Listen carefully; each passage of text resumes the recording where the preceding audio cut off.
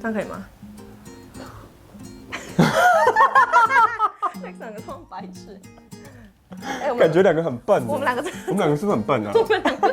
你的观众知道你的口味是这样子吗？是这种我觉得好笑的。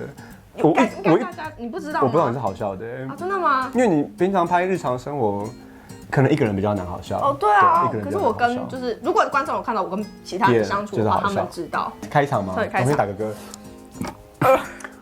都是刚刚那个味道。大家如果以后还希望我看，大家以后因为台湾的话就是小学，如果你是读音乐班的，班，音乐班。Hello， 大家好，欢迎回到我频道。今天呢，我邀请到一位特别来宾 John。大家好，我是全美行第一美的空服员，原来是 John。对，然后他也是音乐圈芝加哥音乐界的第一美哦。因为我在很早以前就听到有人跟我讲说，你可以跟 Amanda 录一下一个影片吗？我说 Amanda 谁 ？Amanda who？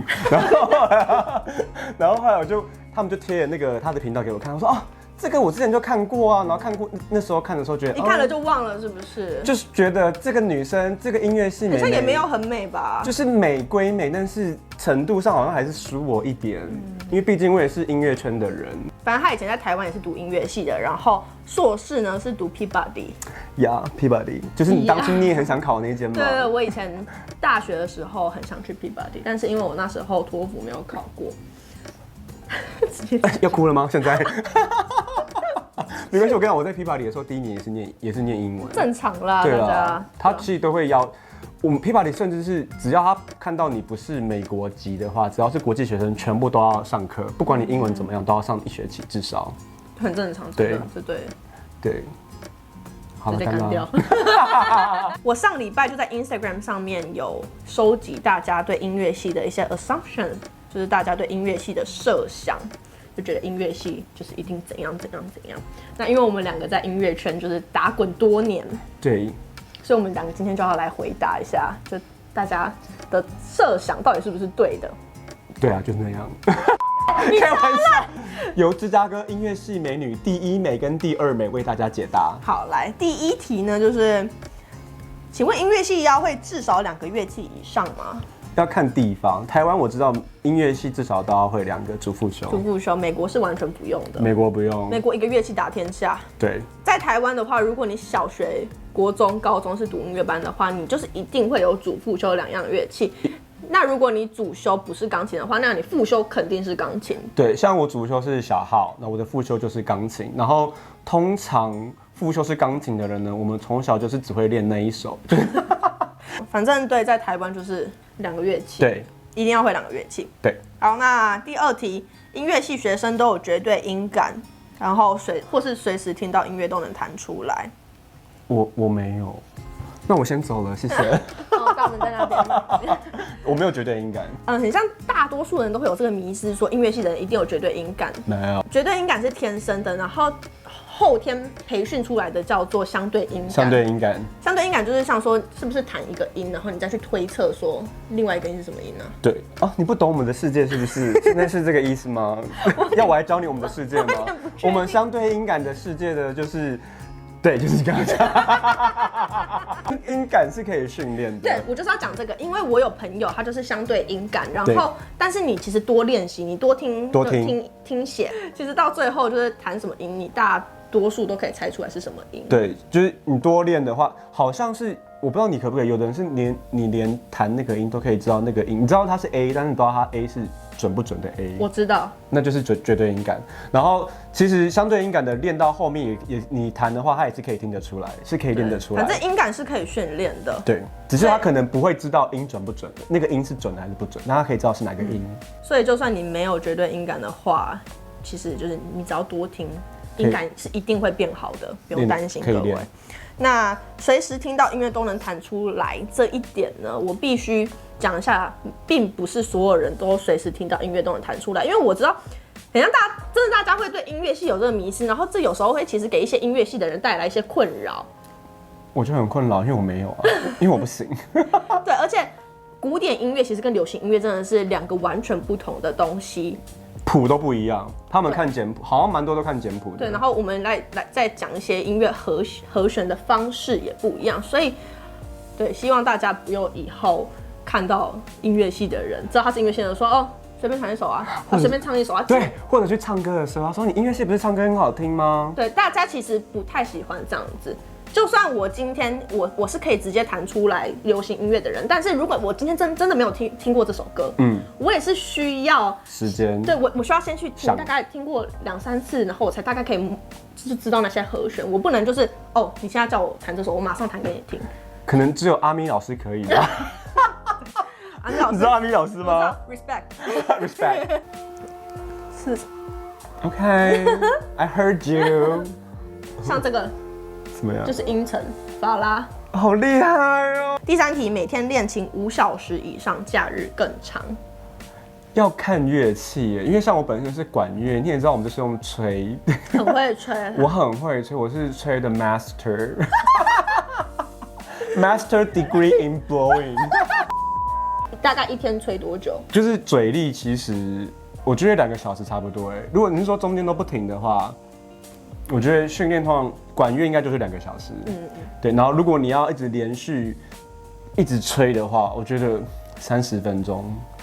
那跟我们差蛮多的。对啊。其实弹钢琴的肩颈很容易酸痛。哦，对。对，所以每个乐器都有一些自己的后遗症。对，弦乐就会脖子啊。对，然后像大提的话，可能就会脊椎侧弯之类的。对。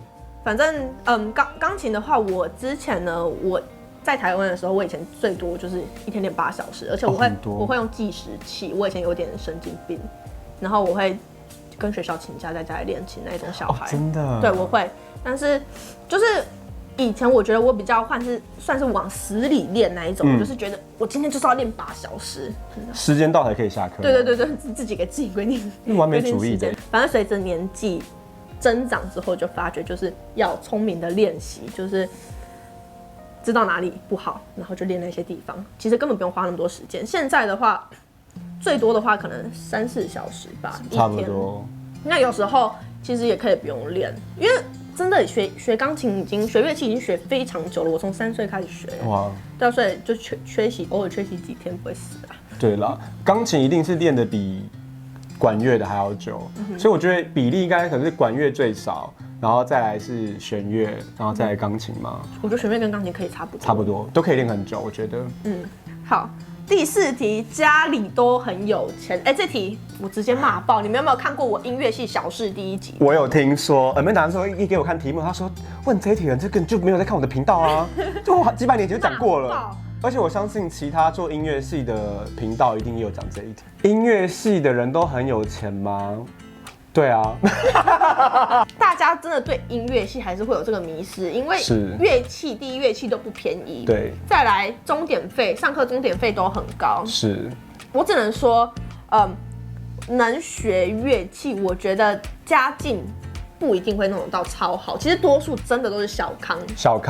然后父母把钱愿意拿去栽培自己的小孩子，因为可能少子化的关系，可能家里面就那一个小孩啊，然后所以家长就很愿意花钱，也不是说我们家里面有多有钱，只是家长可能愿意把仅存的钱多出来一点点钱，然后拿去栽培小孩。我爸的车子真的是开了，从我弟小学2年级，我弟现在大概高2。哦，你是说那台法拉利重复？不是，从国小开到高2。不是，就是一台很老旧的车子哦，然后也不是那种就是名牌车，就一般的那种。对，然后从我小学2年级的时候开到现在还在开，我爸都没有换车，我爸妈就是真的觉得说一直栽培我，但我必须说爸妈就是。的确，像我小时候在台湾的时候，就是他们花钱栽培我，但是我出来国外之后就不是了，因为我出来国外真的就是我靠奖学金，不然我爸妈不让我出来。刚刚我跟 Amanda 在聊天，因为他那时候有去考 Peabody， 但是 Peabody 有给他奖学金，只是因为他的奖学金没有比另外一间西北给的还要多，我就拿到1万块美金。就是因为美国的私立学校的学费都非常贵，而且国际学生的钱会比美国学生的钱还要再更多，所以。没打算说考上 Peabody， 但是奖学金不够多，所以他就没有去念。对啊，所以你就知道吧，我们其实不是这么有钱的 ，OK， 我们还是要靠奖学金过活的。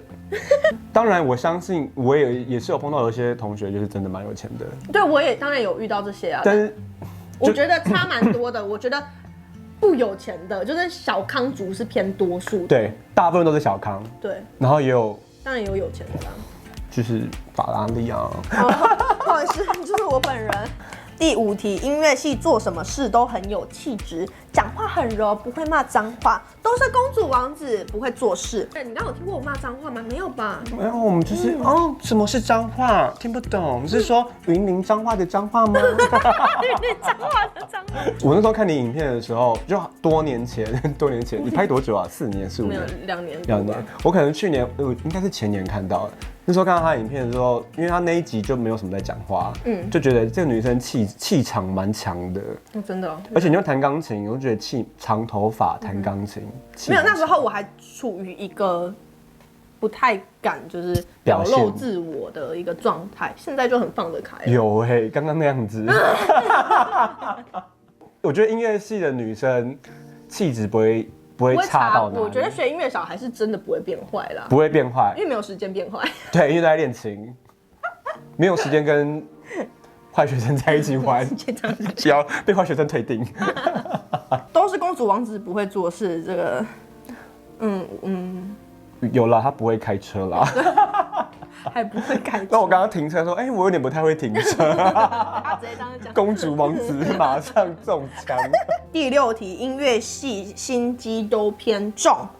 然后他有提出一个例子，他说会在重要考试之前恶搞同学，害他没心准备考试的那种。宫廷剧看太多，娘娘就是下药，对，下毒药，对，打胎药，打胎药。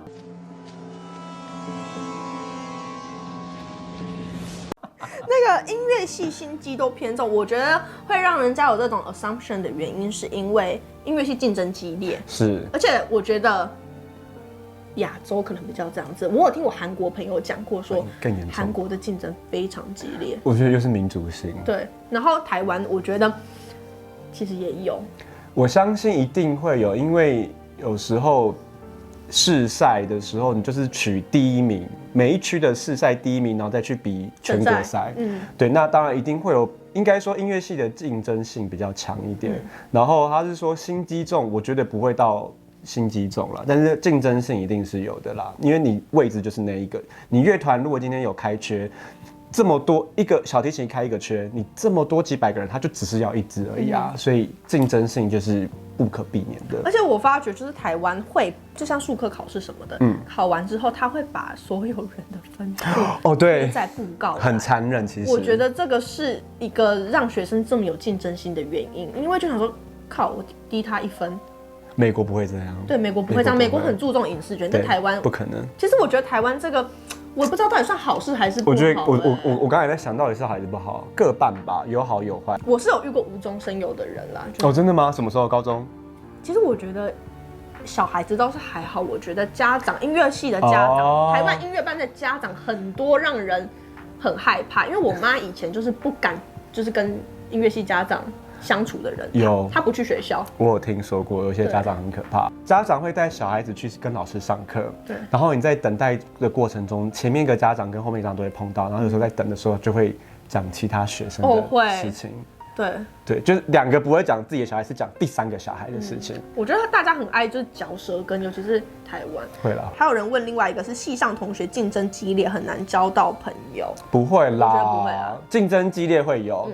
但是我觉得比赛归比赛，然后你交朋友跟交朋友是两件事，两码子的事情。其实可以交到很多好朋友。对，我觉得音乐系很多就是人就是一起努力。对，我觉得你讲得很好，因为我们音乐系会比其他的系更有凝聚力，那种团结感。因为我们会一起练乐团，有时候一起练室内乐，一起准备术科大考，一起准备联考那一种，或是一起大家有要出国去考试的那些人，有一群。所以你一群人对一个都有共同的目标的时候，那种凝聚力跟那种革命的那种情感，我觉得是其他科系比较不会有的。对。就像你说电机或大传系，大家都是念自己的，因为考试就是考自己的东西。但是音乐系有时候你是为一个共同的目标。你刚讲到哪里？因为大家会一起为了共同的目标努力跟奋斗，所以那个我觉得情感反而更好。对，像我以前的高中的那个情感真的是非常好，对不对？而且有时候万一你们又一起要去巡回表演或开音乐会的话，以前会有对啊，那大家那个时候为了那一场音乐会，大家会想更努力，要求完美，然后大家就会感情更好。对，会。第7题 gay 很多。念艺术的男生的 gay 的比例会比较高一点，因为念艺术就是可能你的心思要比较细腻一点，就像服装啊，或是跳舞蹈或者是美术的，都会比较需要心思细腻一点的人来做这件事情。有道理。对，念音乐系 gay 的比例会比其他科系可能再高一点，这样子回答可以理解。还有补充的吗 ？gay。没有。好，第8题，无法忍受音痴的人，不会。不得不说，我可以忍受音痴的人，但是我没办法忍受噪音。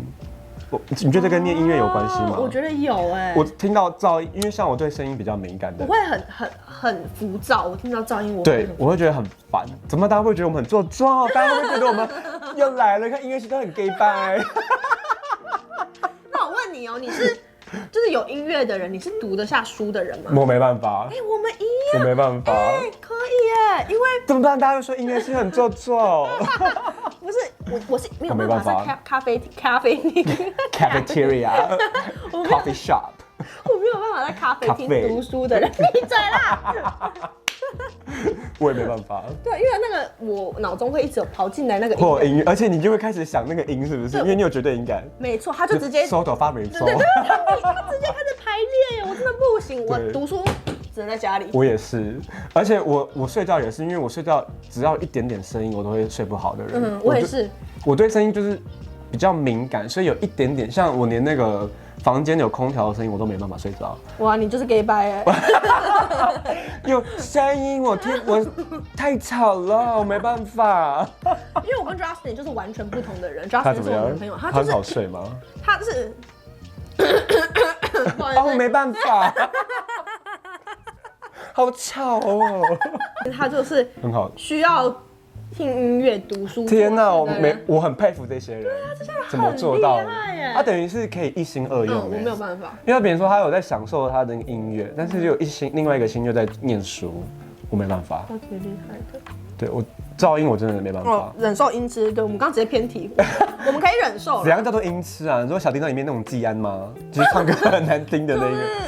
对，唱歌完全音跑掉的，我会觉得说很不准，但是对我不会怎样，我不会觉得嘲笑什么的。对，我就觉得他音不准这样子而已，那 OK 啦。对啊，我们干嘛要求别人音准？朋友啊什么就是对，就好笑这样子。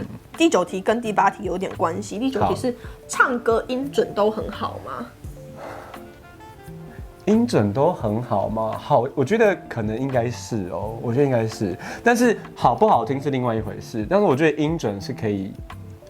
音准会比较好，你认同吗？我不知道。我觉得不会跑音的，98% 不会跑音的有绝对音感。因为我会知道自己在唱什么音。对。但是我也有认识一些人是会跑音，音乐系跑音。因为我朋友有跟我讲过，说他有认识音乐系，然后唱歌很难听，音很不准。这也有，所以我觉得还蛮因人而异的。因为也有，我跟你讲，也有没有绝对音感的人，但是不跑音的。哦，当然。对，所以真的很难讲。第10题很多人问，他们觉得我们看不上流行音乐，还有对流行歌很挑剔。大家，你是我的观众吗？哦，怎么了吗？大家都是不是啊？我一天到晚在弹流行歌 cover。哦，对，怎么会觉得我不爱流行歌？我还讲说我是不喜欢，没有问。我在等你讲哦。没有，我喜欢啊！我其实大部分你刚刚在我车上听，我都听流行歌啊。我有朋友他车子里面只放古典音乐系的有。我有认识以前就是跟我还蛮好的朋友，然后他不喜欢流行音乐，真的，他觉得很难听，真的有这种人。好啦，都有，我觉得都有。也不能说他们就不对，然后也不能说听流行音乐就不对。我觉得就是个人的喜好不一样。第11题，音乐系课业压力不大，很少 paperwork。他是说不用写报告。这是2个人不同人问的，只是我把它合在一起，我觉得可以回答一下这2个。大学的时候，我觉得台湾还是必须要写一些，但是我来到美国念 Peabody 的时候，我觉得比起来是比较少蛮多的。你们大学，你在大学是我念中文台湾嘛？对那你写的报告是中文的还是英文的？中文，我在台湾念的。对，因为你大学就在美国念了。可是我以为台湾大学也会写英文的报告。没有啊，大家中文啊。研究所的时候写的比较少，在美国，然后台湾的时候写一些课堂资料比较多。我要讲一下我的状况，因为我大学就是已经来美国读了嘛。那我大学是读大学部里面的音乐系，对，不是音乐学院。音乐学院的话，可能真的比较少 paperwork。我就是念音乐学院，所以很少。对，然后那时候我大学就是我跟老师，然后我那一间大学就是你们一般的大学，所以我要修非常多的学科课。通识课我真的要发疯，我就是那种高中不读书，然后你叫我大学，我中文就已经读不好了，你要我读还要英文，你在跟我开玩笑吧？我真的要发疯，我那种什么人类学、心理学都，对，你知道我就是死记硬背。但你那时候念得很辛苦吧？非常辛苦。Justin 有帮你偷写功课吗？有，我也有教你帮我写。他会啊，因为我看我真的已经太痛苦了，太难了啦。对，因为就等于说你要跟一般的美国大学生是上一样的课，对，没错。然后你们知道音乐系已经要花很多时间练习的，你还要再花时间去搞你这些学科课，真的很痛苦。然后，所以我们等于说要写音乐系的 paper，还要写那些通识课的 paper，对，然后还要用英文写。所以我觉得念音乐学院就是学科压力有比较低，但是念一般大学的学科压力有比较高，好像是真的。他讲的对，然后像我现在读西北已经是硕士了，所以就没有那一些通识课了，我只剩全部都是音乐相关的课，选修课。对，但是也有就是需要写 paper， 就是像我举例来说，我这学期修了 Tchaikovsky，然后我就在研究它，对，然后就要写他的一些 paper 报告有的没的，但并不是只要钻研你自己的主修而已，其实你还是要去读很多跟音乐相关的东西。对，你不会只有念你主修的东西，你还要学一些不是像我研究所的时候也有修歌剧的课，所以就不是那个就是要念啊，不是说你自己的领域的东西。然后像大学的时候，一定大家都连台湾都有，我知道修音乐史。Oh my god， 我的噩梦，这也是我的噩梦。西洋音乐史，英文，好险我记得我们的课本是一样的，我朋友有给我看。你说 Peabody 还是大学？大学的，很像，就是那一本很厚的那一本。对，我们大学时候那一本，对。对，然后反正我大学的时候我要修3堂音乐史，然后加上1堂世界音乐史。哦天哪，该不会还有中国音乐史吧？世界音乐史里面就有包括中国，然后天哪，我最后一学期写了大概35页的 paper， 好多哦。大家这个 paperwork 你们觉得音乐系不多吗？因为我修了1堂，我最后一学期那个世界音乐史加上1堂西洋音乐史，很多，一个要20页，一个要15页。好多，没办法，崩溃。然后我还要 audition， 但是可能其他观众想说，拜托我们是写的更多，你们30页那边叫，你觉得他们会不会这样讲？我觉得可能会。你就去讲啊，你来念音乐系看看啊，你还要主修哎。我觉得音乐系有时候轻松的时候轻松了，像我现在就很轻松。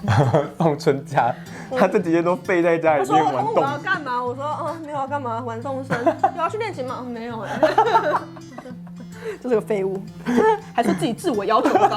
也许我们在写报告上面没有像一般科系这么多，但是我们也是有，但是因为我们的主要的压力是来自于你的主修。主要是因为这样对吗？这样讲对吗？我觉得是因为你自己的主修，你肯定想要花最多的心力跟时间去顾，但是当你又要就是分配时间给其他通识课有的没的时候，压力就很大。你就会觉得压力很大。第12题，很容易陷入忧郁。很容易陷入忧郁，我还好，你看我们俩这样子有吗？我自己是觉得音乐系不会到很容易陷入忧郁，但会我觉得蛮容易多愁善感的，就是 emotional 感觉，就不管男生女生都会有。表现得不好的时候，或是你卡关的时候，都会很难过。对，只是看会不会表现出来了。对，像你们就看不到我们两个多愁善感的时候的样子。Well， 好。第13题，自我要求很高。你先讲你对你自己的自我要求高不高好了？我还好怎么办？所以我才没有继续走音乐。我觉得跟个性有关，因为我的个性，我是狮子座，然后我就是狮子座不是很好强吗？好强啊，但是我就是比较大而化之的人，我就是不会这么的去计较那一点我不是完美主义者啦，应该这样讲。我还以为狮子座是完美主义者好像有人这样讲。但是我是比较大神经一点的，我也是很大神经的人。所以大神经跟完美没有冲突，是不是？没有冲突。OK， 那就是我自己的问题。我觉得我自我要求高，只会在我在意的事情上面。因为我想到了，我就是以前在台湾的时候读学科那一些的啊，我吊车尾我都觉得无所谓。OK。我觉得我只要有东西是我在行的，我就好了。对。我不能接受我什么事情都普通，什么事情都很烂。我一定要有一个事情我做的比别人好，然后我要那一个事情，我就是要做到最好。所以你在意的事情，你就会完美主义。对，我就会完美主义。所以功课就是给他烂。对，烂爆了。大家不要学我，我告诉你，英文真的要顾啦，国文就算了。我觉得英文真的蛮重要的。英文很重要，英文好重要。每次人家像我一些表弟妹问我，我就说英文把它念好，真的。我现在人家问我也是这样子跟他讲。我觉得你讲的很有道理，看自己在意的事情。但是有些人会把自己逼到不行，就是每一个，我有遇过这种学科好、术科也好的这种人，我真的是佩服五体投地。那种人真的有这种人，那种人感觉就是在任何事情上面都会很成功吧？对，因为他那么完美主义，但是可能就会很辛苦。但我就不是这种人，对，我就只要自己在行的事情能做到好，我就很满足了。对，不要贪心好吗？一次一个。倒数第2题，出社会不知道干嘛？